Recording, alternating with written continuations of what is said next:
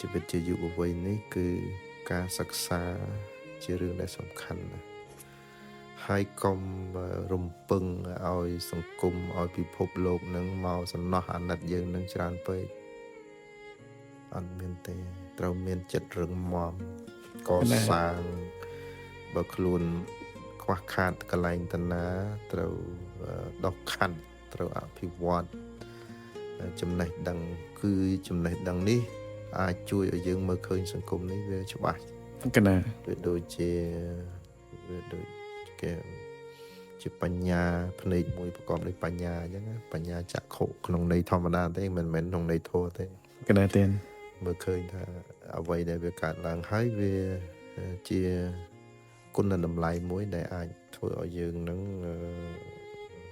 ដឹកនាំជីវិតនឹងប្រកបដោយផ្លូវត្រូវដែររឿងដែលគួរតែជៀសវាងគឺកុំរំពឹងអ្នកដទៃមានន័យថាម៉េចមានន័យថាកុំឲ្យមានរឿងអីបន្តិចយើងគិតទៅពីរស់សូមឲ្យគេជួយសូមឲ្យអត់មានទេជាយុវវ័យលោកត្រូវកសាងឲ្យមាំហើយអប់រំកាយនឹងឲ្យល្អដោយវិធីណាល្អមានវន្តនកិច្ចចេះគោរពចេះអោនលំទោនក្នុងពាក្យខ្មែរនេះមិនមែនអោនឲ្យគេជន់ទេកណាទេកណាសគុត